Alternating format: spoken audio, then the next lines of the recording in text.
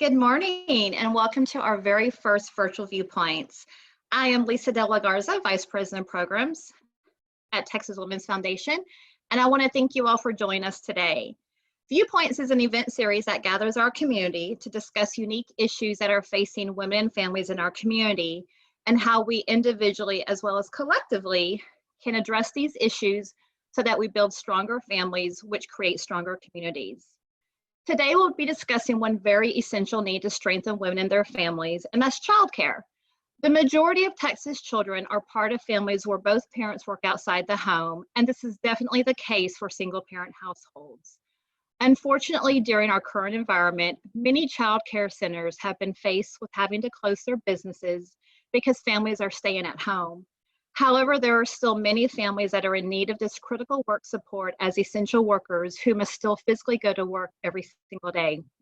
In addition to this, the majority of child care centers are owned and operated by women, and these closings are impacting families' livelihoods. Texas Women's Foundation is responding to this and many other realities women and families are faced with at this time by creating the Resilience Fund.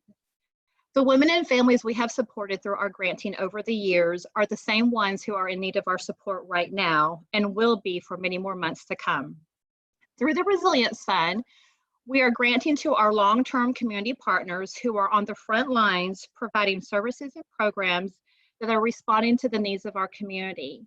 Through this mid to long-term support, women and families will be resilient and they will be stronger so we can build better communities for us all.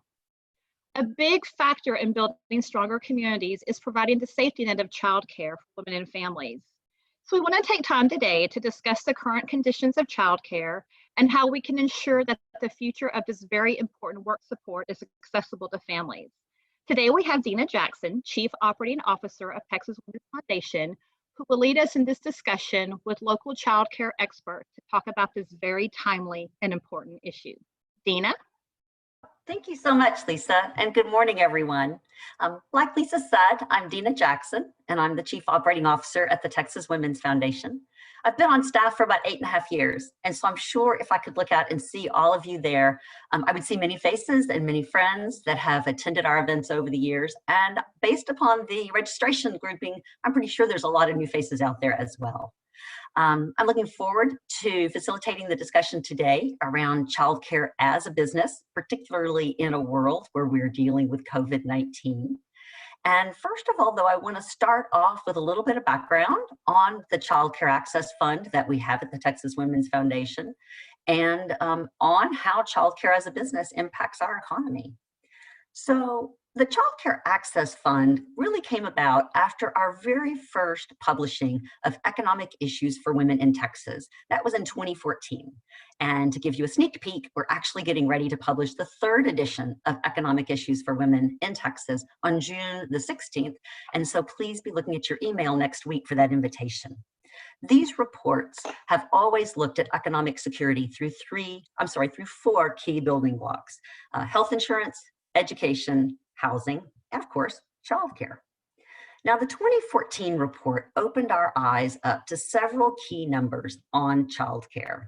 Specifically, first of all, we saw that a full year of infant care, an average cost in childcare setting, costs more than a year at one of our great state Texas colleges. In 2014, it was about $8,000 a year for a full year of infant care versus $7,700. And for those of you that have young children, I know that you know that $8,000 is an extremely low rate, and you've probably paid a lot more than that. The numbers are pretty similar here coming up in 2020, but you'll have to wait to see that. We also saw a big lack of high quality childcare seats, as well as after school or out of school time seats in many parts of our community. And then third, we saw the extremely long wait lists for childcare subsidies in this state. Now, to give you a bit of primer on childcare subsidies, the Texas Workforce Commission provides assistance to low-income families to help them afford childcare in order for them to work. And the way that works is that once you receive a job or you are going to be going to college, you then go and apply for your childcare subsidy. In the 6 years that we have been doing these projects, the wait time between when you apply for your subsidy and when you actually are able to receive the first subsidy to help offset your costs has ranged from about 2.5 months all the way up to 14 months.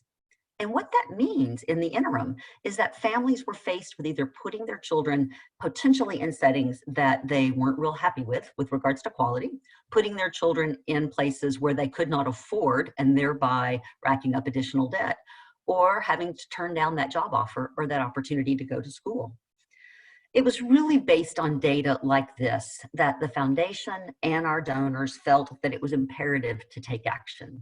And that is when the Childcare Access Fund was started. And to this day, we look at this issue through a three-pronged approach. First of all, support for early childhood education, predominantly through the Childcare Bridge program, which addresses that subsidy issue I talked about a minute ago, that we developed in concert with Educational First Steps, our partner who has been there with us from the beginning, and you're actually going to get to meet their executive director later today. Secondly, infrastructure, access and policy support for after-school care or out-of-school time care. We did that work with our partner, Dallas After School, and their After the Bell Alliance. And then thirdly, policy advocacy with a broad group of partners that includes the Dallas Regional Chamber, Early Matters Dallas, and Dallas Early Education Alliance, and to be very honest with you, because advocacy does not take place just because Dina Jackson or the Texas Women's Foundation speaks up to our elected officials. What really makes the difference is when all of us together speak out to our elected officials. And we really hope that's one of the things you also take away from the webinar today. Now, a couple of years ago, Early Matters Dallas commissioned a study on the impact of childcare on crucial middle skill jobs. And what this study clearly showed is that childcare is not just important to children or to parents, but it's also important to employers who are looking to build up their workforce. So every year in Dallas County, there's about 42,000 middle skill jobs that are open. Many of these are in healthcare and IT, and employers are unable to fill these positions. Middle skill jobs, to give you a definition, require more than a high school diploma, but less than a 4-year degree. In Dallas, they typically pay around $24 an hour, and these could be jobs from like an RN to a radiology tech to a computer or network specialist, those sorts of things. In this study that Early Matters commissioned, what they found was that 60% of non-working parents cited childcare as a top 5 reason that they were not working. And believe it or not, 23% of those non-working parents who already had middle skill credentials cited lack of childcare as the #1 reason they were not in the workforce. So these are people that are ready to go. They've got the credential, but it's really childcare that is that barrier for them to enter the workforce and to increase their activity and their economic security. We also saw in the study that 65% of Dallas County zip codes do not have an adequate supply of registered childcare homes or childcare seats. And so it became very clear that solving the problem of childcare is an important linchpin to the Texas economy, to the economic security of women and families, and COVID-19 has done nothing but elevate the importance of that issue. Now, the Childcare Access Fund has always focused on the role of access and affordability of early childhood education and out-of-school time on the economic security of women. Without access to childcare, obviously women cannot be fully engaged in the economy of our country and in continuing to educate themselves. 62% of Texas mothers are in the paid workforce, and like Lisa said, the big majority of Texas children have all available parents in the workforce, so childcare is a clear necessity. But another thread that has really been a part of our thinking from the very beginning, from 2014, is the role of the business of childcare and the major role that women play in this sector. Now, around 85% of childcare centers are owned by women small business owners. And over 95% of these early childhood educators, as well as after school and out of school time workers, are also women. So these are educators who knew and who continue to know that the 0 to 3 space and the educational and socialization impacts of time outside of school day are key to successful children working in school and later on in life. And this was well before 0 to 3 became a buzz term. Now today, childcare workers are not considered essential by the government, but it has been recognized that many of the 77% of healthcare workers and the 66% of even grocery store clerks who are women would not be able to work in their essential jobs if their children were not in care. And as our economy reopens, access to childcare will be an immediate need. And so it will be important to all of us that these small businesses are strong and ready to reopen when the time comes.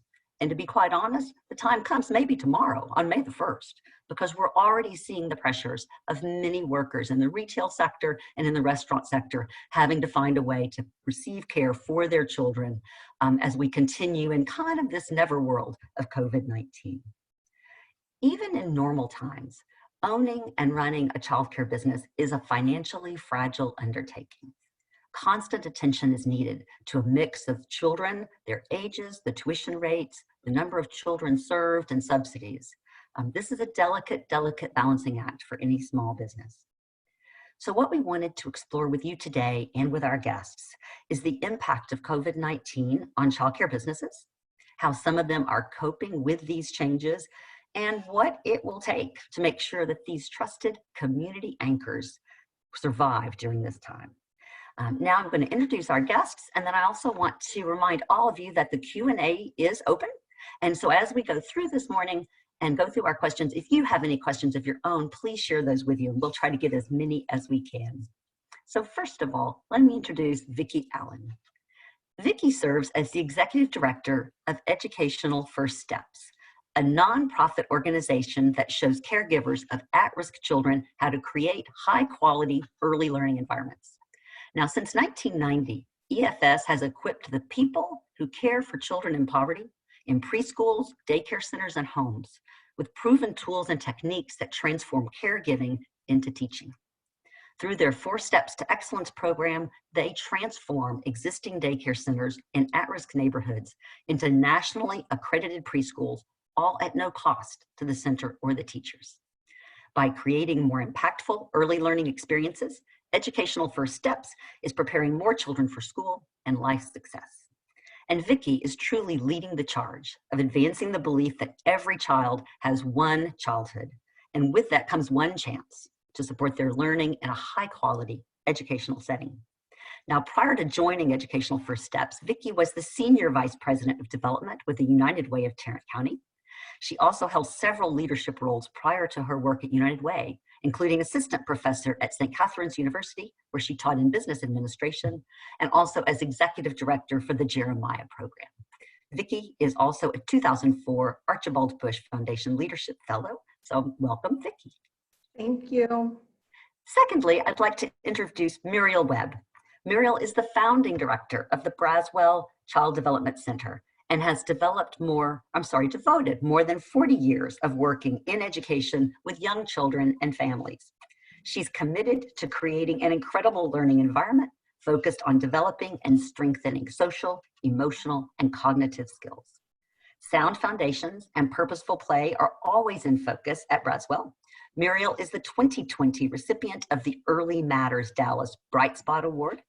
Also, I want to point out that the Braswell Center is a Texas Rising Star Level 4 and a nationally accredited child development center, which puts the Braswell Center in the top 1% of centers nationwide for quality. I want to say that I first met Muriel when we very first began the Child Care Access Fund. I actually went to Braswell to read on Dr. Seuss's birthday. And I think this is something you can still do every year, United Way or someone runs this. And I read 10 Apples on Top to a group of very excited, maybe 3-year-olds, and then got to play a lot of educational games with them. And I was truly blown away, not just with the engagement of the children I was with, but the room settings for the infants and really the caring of every single person at Braswell. I met the cafeteria worker, I met the bus driver, and every single one of them cared for every single child in that place. So welcome so much, Muriel. It's great to see you. Thank you so much. Good to see you as well. So first of all, let's start off with Muriel. Can you let us know, is the Braswell Child Development Center open right now? And what has the experience of these last 2 months or so been for your business, your employees, and maybe even other organizations that, that you work with in the community? Yes, Braswell is currently open. Our operation has been very challenging along the way, as well with other many child care facilities. Our policies and procedures went through a quick transformation to meet the county's orders. The state of emotions of my staff quickly went from confident to fear to isolation, uncertainty, and then actually to sheer panic. Braswell is located in the southern sector of the city, just south of Fair Park, and it's known for the Great State Fair of Texas, the musical productions at the Fair Park Music Hall, and it's also a location for mass distributions for many individuals when communities are in need. And just recently, the North Texas Food Bank provided the services for families, which appeared to be more than about 500 cars right up from us in our immediate community. The police were out early in the morning, orchestrating a 5 a.m. Traffic pattern, and the families that were in need were just lined around the Fair Park. So as we are traveling to come to the facility, one of my staff members reported to work at 7:30. And as usual, she came in and we started our quiet conversation on what our path was going to be for the day. And then all of a sudden, as our conversation became a little bit quiet, I noticed that her eyes were filling with tears. And before I knew it, the river was just flowing. It was, all she could say was, "My heart goes out to these people that are in line waiting for assistance."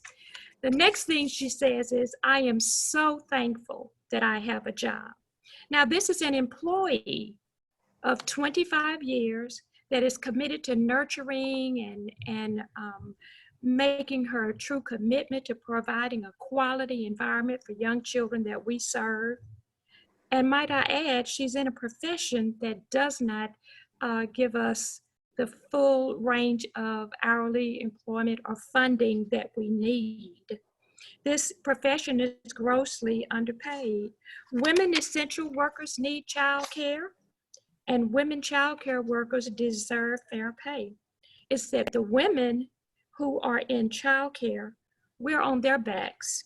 And in the workplace, we are standing on them. So it has been very difficult for my staff to see what's going on in our immediate community as well with other child care facilities. And directors have had to take on a different position and wear many hats. Now we are consoling our staff members and we have the straight face as if everything is going to be okay.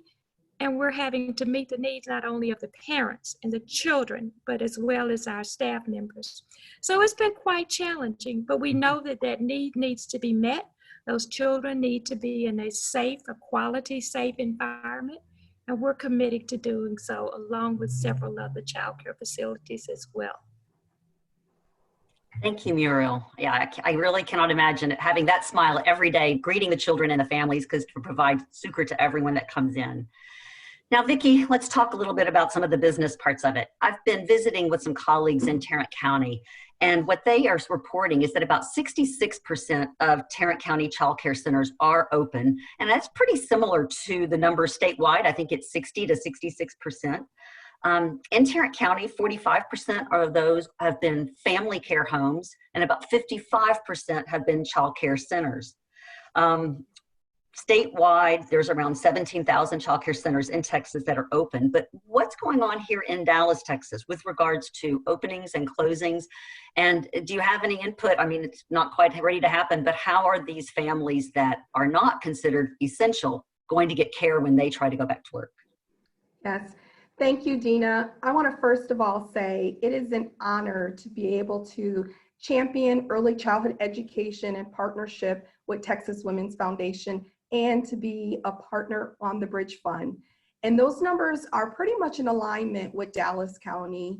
with our numbers in Dallas being closer to 64%. And I think the biggest challenge is that while they're still open, the capacity is just extremely low. And as you stated in your earlier comments, this is a very fragile sector that plays a tremendous impact on the overall ability for women to be successful in the workplace. So for such a fragileness of the sector, COVID-19 has created such both a profound short-term impact and long-term, because many of these centers are operating 80 to 85% below their normal enrollment, because the current ordinance only allows them to serve essential workers. And so that in and of itself is a challenge moving forward. Thank you very much. Thank you. So as we think about non-essential workers coming on board starting tomorrow, does that mean, I'm going to switch it back to you, Muriel, a little bit off thing. Does that mean that you could not, if I come in and I work at a retail establishment and I come back to you tomorrow and I'm like, Muriel, I'm ready to bring my little child back, can you serve me?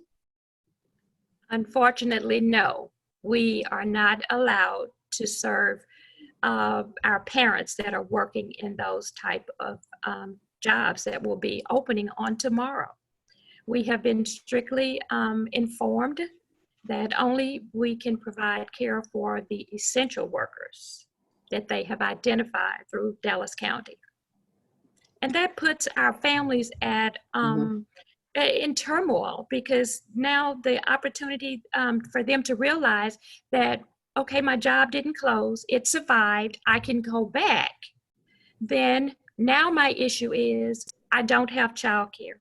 If that parent chooses not to return to that job because she doesn't have childcare, then they stand the risk of losing the unemployment that it took so long for them to go through the process to obtain. So it's really a catch-22 for them.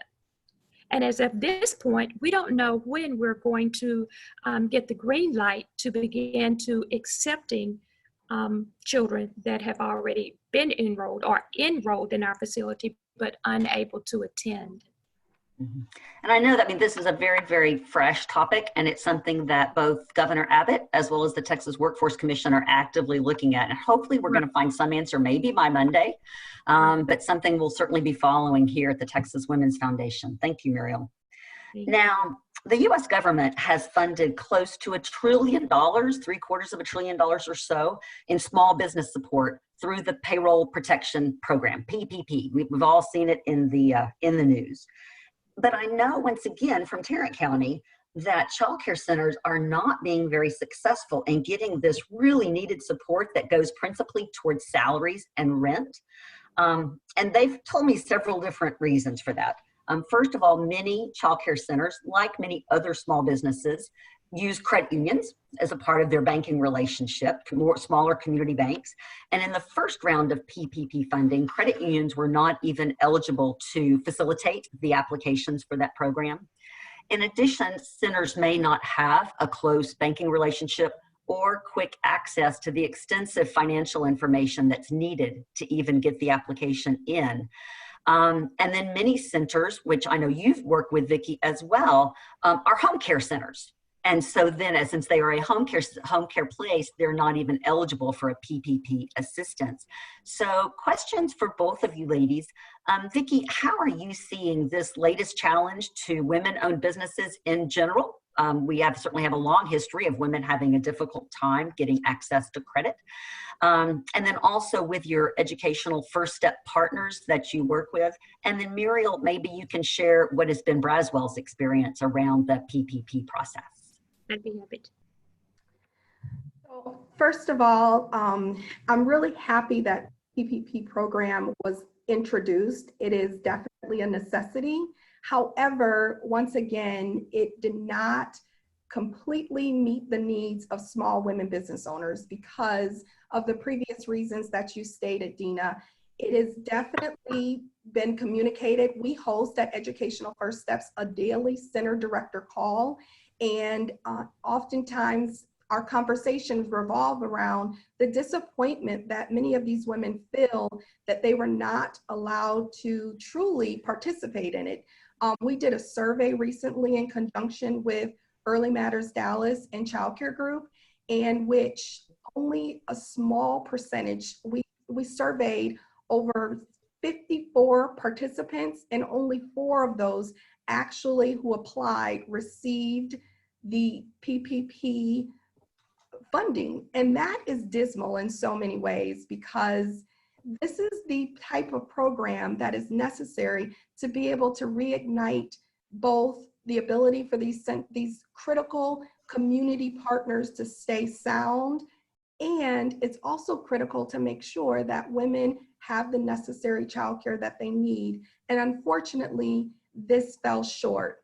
I also want to share that the Bipartisan Policy Center recently did a study that showed clearly that COVID-19 is a gendered issue. Of the study participants, men are more likely than women to be working remotely, 50% to 40%. In addition, people with income over $100,000 are more than twice as likely to be working from home than those with income less than $50,000. Now add this to the 63% of minimum wage jobs being held by women. I think that therein lies the challenge. And because most of the large majority of child development centers are run by women, it was critical that this particular financial stream help them, and it did not meet that need. It did not at all, and that's the reason why I think the Resilience Fund at Texas Women's Foundation is critical, because they're going to need that level of support to be able to ensure that children do not get left behind, nor do the devastation of COVID impact their long-term trajectory to receive the highest quality education experience possible. So Muriel, have you attempted to apply for PPP, and what's the word? Well, yes, I have attempted.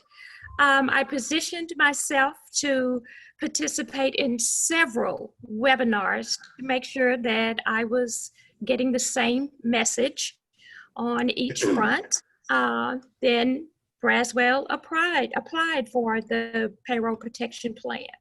We collected tax documents. We we used a formula that we needed to insert the proper numbers. I noticed that there was a inquiry on my credit report as late as April 18th. And now I'm at the position to wait and wait and wait. As it's been reported in the news clips, round one did not prove positive for a good number of small businesses. And now we're waiting again for the results of round two. It's because of the support of Texas Women's Foundation and Educational First Steps that we received, other facilities as well as Braswell, received a COVID-19 grant. It was awarded on April 14th. And in some cases, to some childcare facilities, this was beneficial. It bridged the gap for some of the childcare facilities that were actually on the brink. They just really did not know where it is that they were going to turn to. And then the other thing is, as I have been doing research and a lot of reading to try to stay up on different opinions, I ran across a survey through NAEYC, and it stated that 30% of the operators could not remain in business with the closure of more than 2 weeks or more. And so that's where you have come in, Texas Women's Foundation, and the partnership it has with Educational First Steps to be able to help bridge that gap. So at this point, Braswell is waiting and waiting and waiting to see what the result will be for my financial institution. Yeah, Evelyn, so and for those of y'all on the webinar, the second round of PPP funding, the applications for that opened on Monday, 4 days ago. at 9:30 in the morning, and it went very fast the first time around. So we're going to keep our fingers crossed for you. You mentioned NAYC. Tell us who that is real quick, Muriel. That is the National Association for the Education of Young Children. It also has an affiliate here in Dallas, in the state, Texas Association of Young Children, as well as our local affiliate, Dallas Association for the Education of Young Children. And I am a member. So for those childcare facilities that are unable to obtain accreditation for that entity, Educational First Steps has provided a vehicle for us to be able to obtain, and that would be the National Accreditation Commission in Austin, Texas. Both of them are very good tools for childcare facilities to interact with and ultimately obtain the highest point of quality for the children and families that we serve. Thank you. Thank you. So yeah, it's a lot of always a lot of letters, and everybody's always a lot of letters. So something that I was reading this week, Muriel, actually, is from an organization called the Bipartisan Policy Center. And I want to let everybody know on the webinar that we are happy. I will post my talking points later on. We'll send an email out to everybody, or we'll post it online, everybody that's attending today. And I'll make sure I include the resources. And so if any of this perks your interest and you'd like to read deeper, we'll make sure that you have access to that. But the Bipartisan Policy Center published a survey in April looking at parents' experiences around childcare around COVID-19 shutdowns. 39% of those households in the survey said that they still need formal childcare, even now. However, 61% of the respondents said that their regular childcare center had closed, like Muriel just referenced. And that same 61 to 65% said that it has been somewhat or very difficult to find affordable childcare. Now, right now, as Muriel said, they can accept essential workers' children. And essential workers is broader maybe than what some of us would think, right? It's not just healthcare. Vicki, what's the breakdown real quick on who are essential workers from a childcare standpoint? Yes, from a childcare standpoint, that will include all of the medical professionals that are working on the front line, delivery drivers, individuals who work in the grocery side of the industry, restaurants, postal workers, individuals in that particular sector are considered essential. And a big help from the Texas Workforce Commission and the state of Texas is that normally for a Texas family to be eligible for a child care subsidy, they can make no more than 80% of the state median income wage. And yes, right now they have expanded that to 150%, I believe. Yes. Which, and I used to have that in front of me. That is it 99,000 for a family of 3? Do you have that? I believe that is close.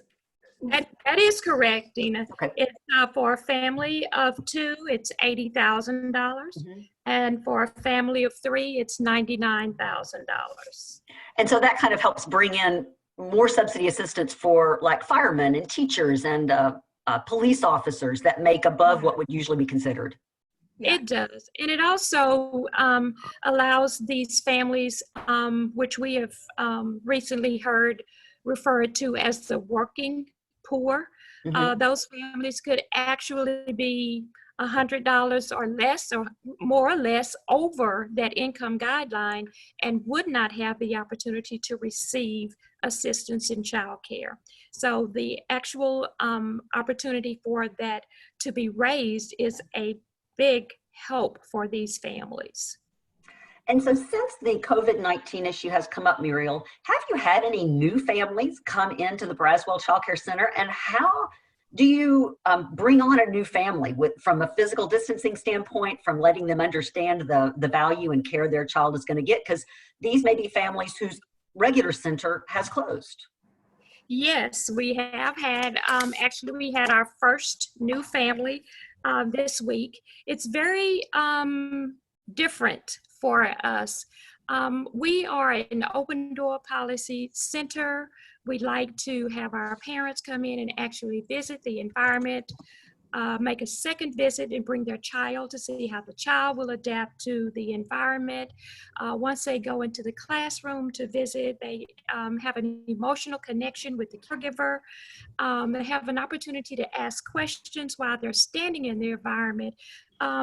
Things may pop in your mind that you really want to get answers to your questions, and actually being in there, getting a feel of the environment and imagining what your child could actually be doing throughout the day is a big relief for a parent that's going to have to separate from their child. So recently we just had to have a new innovative approach. We are currently providing videos of our classroom. I had to tell this parent she's transferring from a center that she was familiar with. Her child care facility closed because the director shared with her there were only 4 children, not 4 families, 4 children that were in attendance. And so the director felt like it was in the best interest of that business to close. So now she's faced with having to find someone at a distance and then determining whether or not she can develop that level of trust and a relationship with someone new. She had an infant and a 2-year-old. Can you imagine her sense of feeling when she came into the center? And I said, I am so sorry, I cannot afford you the opportunity to tour. But we're in the process of doing virtual recordings of our classroom, and we're going to place that on Facebook for other potential parents. I said, so you then will be able to help guide me through this process and tell me what it is that you would need to make you feel more comfortable in making this choice. And so she made a second visit with her husband. Again, they stayed in the lobby. They went through the process of having their temperature taken and signing the statement to say that they have not been exposed to any issues. And then our conversation was in our lobby. So to my surprise, 4 days later, we did get a call saying that she was authorized to come to our facility. So some of the other things we do to try to ease that transition or ease that parent's separation anxiety, again, would be to take the videos of our classrooms. 2, we take pictures of the children throughout the day and we text it to the parent so that they can get an idea of what their child is doing.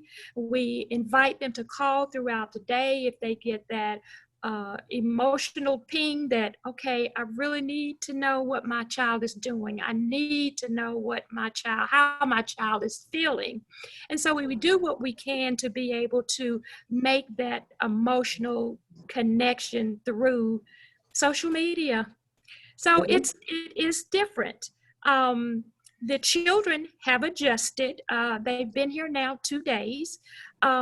And so they're adjusting to this week, but then here comes Friday, and then next comes the weekend, and they will have to start this journey again because they're returning to a not so familiar environment. So it's a challenge for the family. Sounds like you're doing a lot though for these families. And like I said, I've visited with you all as well. So kind of on that same line, you've talked a little bit about videoing your classrooms. And so I'm guessing that there are a lot of new expenses that child care centers are having to encounter. Everything from cleaning, from, how do you keep your facility clean, to how do you work with toddlers in physical, what do you do from a physical distancing standpoint? You've talked about parents, but what are the best practices with regards to children that are in your facility? And this may be Vicki, maybe you start, and Muriel, because Vicki, you work with a lot of different centers. And so kind of what are some examples of these experiences, expenses, and what are you having to do to cover them? Yes, because of the virus and the need to both slow the virus down and to make sure that practices are in place to protect the children, the cleaning supply expenses has gone up astronomically. Also, too, they've got to make sure they have thermometers and the ability to get access to PPP, which is the protection equipment that they need, with masks and gloves. And these quantities are right now in the greatest demand that we've ever seen in the history of our country. And so in order for these child development centers to run, they've got to be able to have access to these items. And unfortunately, the local grocery stores have put limits on the quantity that they can purchase. And while they've gotten some supplies, the amount of supplies that they need right now does not mirror the demand that they have. And so that's going to create both an expense because the demand is so high, and it's also going to require that they incorporate so many more practices around ensuring the protection of the children that it's going to change the dynamic. I think that we're in both an opportunity to look at ways that we can get new supplies from vendors that have not previously worked in provided these types of supplies before, but I also think it's just going to be a challenge, Dina. I mean, I know it's across the country, but even more so, child development centers are challenged by this, and it's heartbreaking. I mean, to hear them on the phone every day to say, I want to be able to make sure that I take the best practices forward, but unfortunately, I don't always have what I need. And some of them get very emotional about this because this is what they love doing, is caring for children, both the physical environment and also the learning experience that children get to have in the classroom as well. Thank you. Muriel, anything personal on your end? Well, I'd like to say we often choose our profession, and those of us that are dedicated to childcare have chosen our profession, but we have quickly become supervisors of the maintenance staff, the custodians, and new duties that we have acquired. We've gone from sanitizing doorknobs to washing and sanitizing toys every hour, hour and a half. Now, because we are an accredited facility, health and safety practices are our #1 priority. We've just simply enhanced what it is that we do. So from cleaning the front door on the sidewalk, the very first step that a parent takes before they enter the facility, through the doorknobs of the classroom and hand washing and making sure that we are increasing that number of hand washes. Now, the children actually love it. Who doesn't love water play? Who doesn't love bubbles? So that's not a big deal for them. They enjoy it. So the fact that the number of hand washes has increased just increases the value of water play for our children. In terms of our toddlers, our 2-year-olds, we are feely, touch, feely people, especially our infants. They love, and infants and toddlers, they love the cuddling. The issue with the cap on the number of children in the classroom gives an opportunity for there to be safe distancing for the children. Now, do the children actually understand? No, they really don't understand being separated from their best buddy or their best friend. But we gently, the caregivers gently redirect them and at least place them on the same table. They're in the same area that they can be able to interact with their friends physically and emotionally, and socially as well in that classroom. So it's a big difference, and the new buzzword that everybody is referring to is our new normal. It's a new normal. Vicki, I don't think I mentioned this earlier. So we've talked about really the power of being affiliated, of being a part of a larger group of childcare centers. How many childcare centers does Educational First Steps currently work with, like in North Texas, and what counties do you all cover right now? Yes, so we are pre-COVID, of course, and some are closed right now due to safety concerns, but we were at 104 centers and 62 home-based centers, and we are in Dallas County, Tarrant County, Collin County, Grayson County, Denison County, and yeah, so we cover all of North Texas. We're willing to go wherever there's a child development center that wants to pursue national accreditation as a lead way to be able to educate their children. Okay.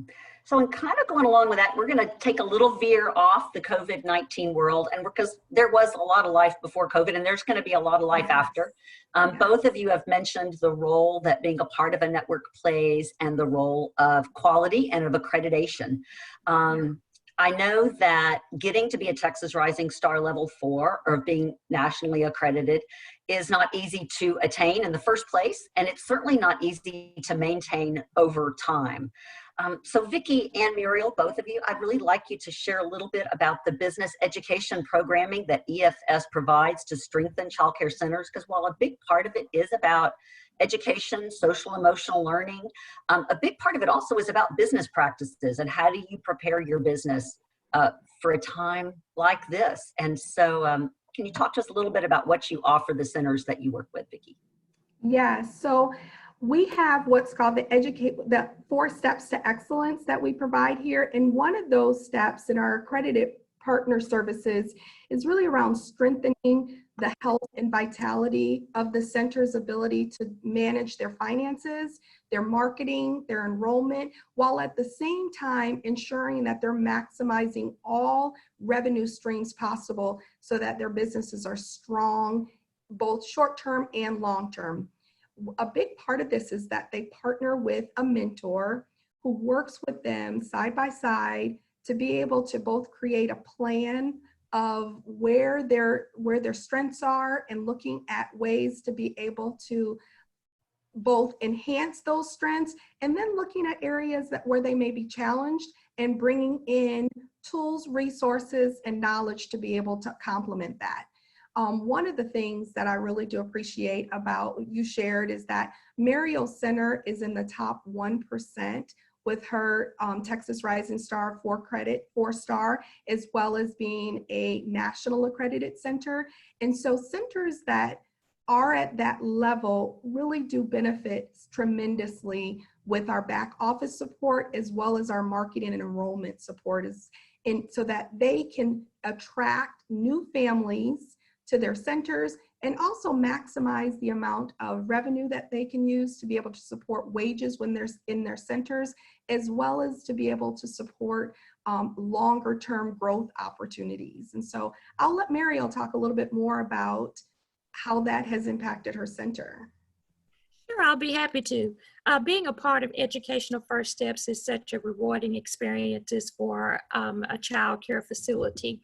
One of the things that child care, or some of the things that Educational First Steps provides child care facility is such as marketing, branding, giving a new view on public relations, increasing our business ethics, census tracking, how to enhance your staff retention, community awareness. They have an awesome program that allows peer-to-peer relations where directors come together in meetings, brainstorm, share their issues, and ask if there can be any additional information or any policies and procedures that can be enhanced to make sure that their facilities are operating at the top of the curve.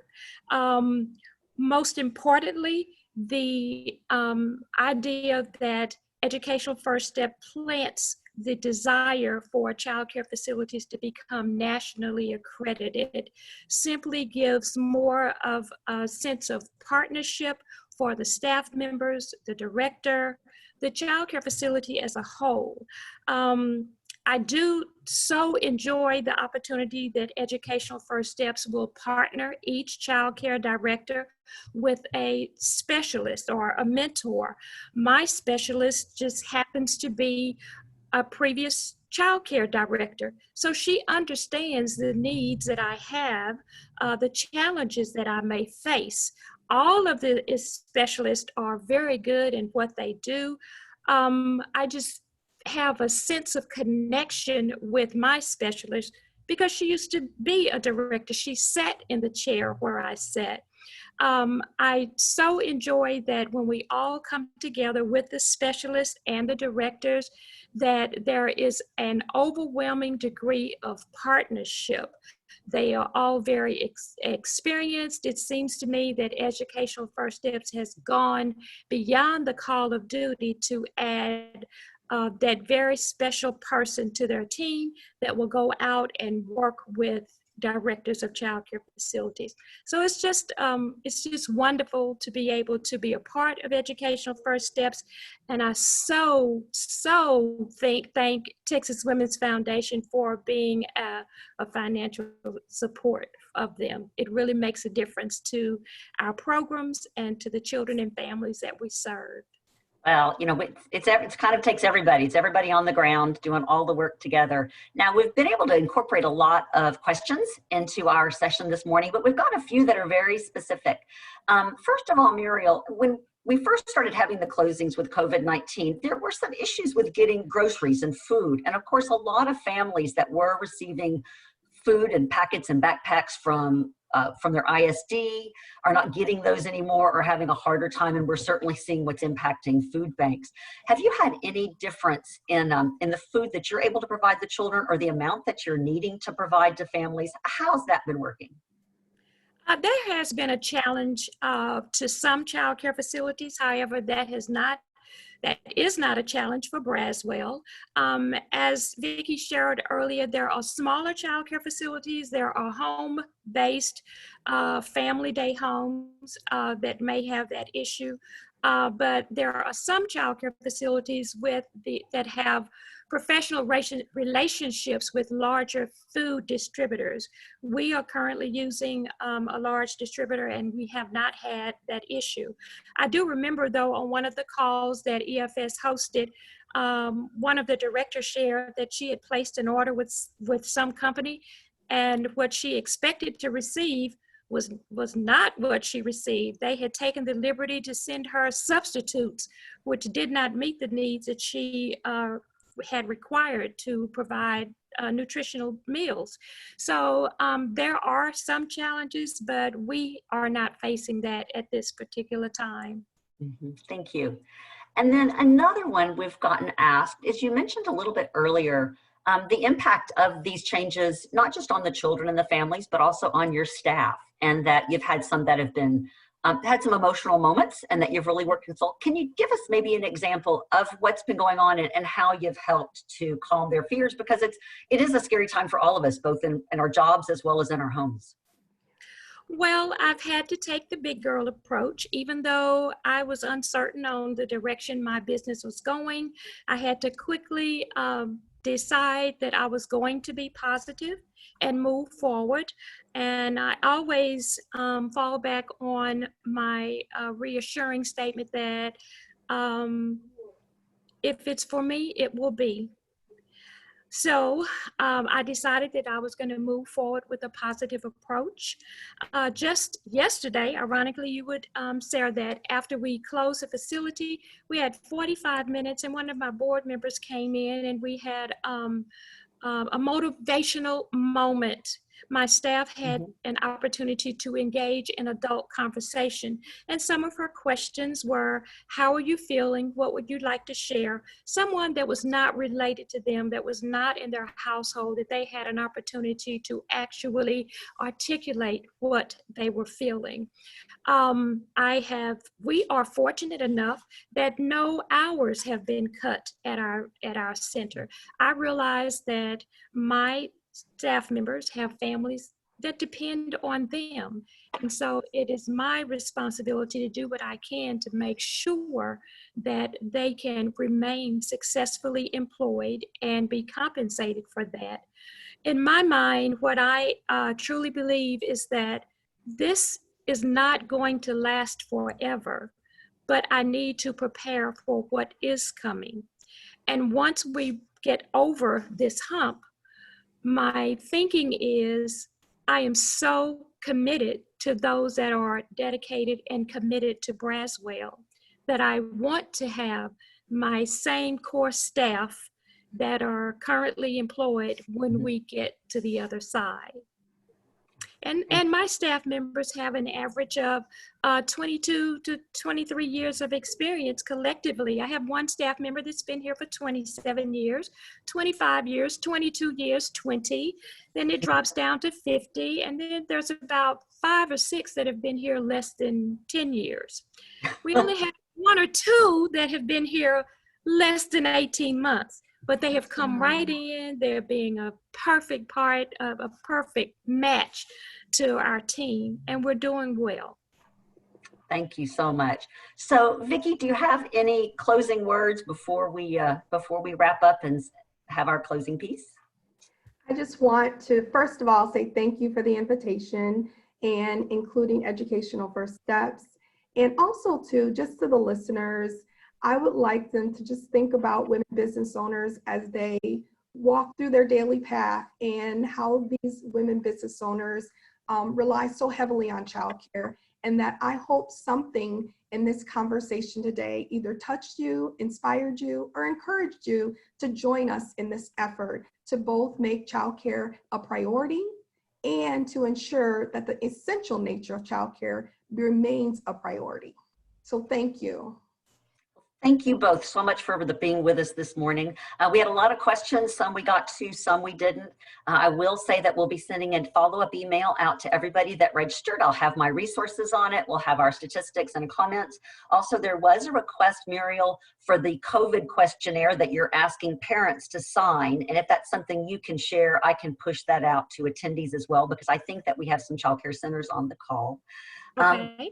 But for now, I'm going to introduce my CEO and president of the Texas Women's Foundation, Rosalind Dawson-Thompson, who is now going to join us for the closing. Thank you all so much. You're welcome. Hello, friends. Oh, I'm so grateful to you both, Vicki and Muriel, for being part of this today. It's so important that we be speaking about childcare. It is, as Vicki said, COVID-19 has become a gender issue, and very clearly childcare is at the forefront of that gendered issue. So I'm grateful to both of you, grateful as well to our wonderful team at Texas Women's Foundation, Lisa, Dina, and everyone, for the work that we're seeking to accomplish in this very interesting and difficult time. I know Lisa mentioned, as well as our Dina and our panelists, the Resilience Fund, which the Texas Women's Foundation established as our immediate response to the COVID-19 crisis, but also looking ahead and knowing, as everyone on the call has said today, the issues impacting women and families, particularly at the margins, those that are minimum wage workers that have been most affected, the working poor that have been most affected first and will be longest affected by this crisis. We want to be there for them. Thus was born the Resilience Fund. And I ask each of you who are on the call, if you are so moved, please join in with us. Join in, and it's very simple. You can go to our website, txwf.org, and donate at any level. We're grateful for any and every gift that can help us help families in great need right now, and as we go through this very unknown time ahead, where around the corner, we're not exactly sure what it will be. I, like Muriel, am very positive about what will happen on the other side, though it will be different, but it will only be better if we are doing this work together. You may also text a gift to Texas Women's Foundation's Resilience Fund. You use the number 41444, and then in the body of the text, Texas 2020.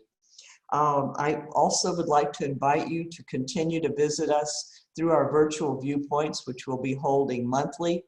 And I look very much forward to introducing you to our newest economic issues for women in Texas study, the research that we publish every 3 years, which will roll out in June. Again, thanks to each of you for the work you're doing in the world and for being our partners, Educational First Steps and Braswell. Bless you all. And may we all come together in resilience and be strong together. Strong women and a better world. Thank you.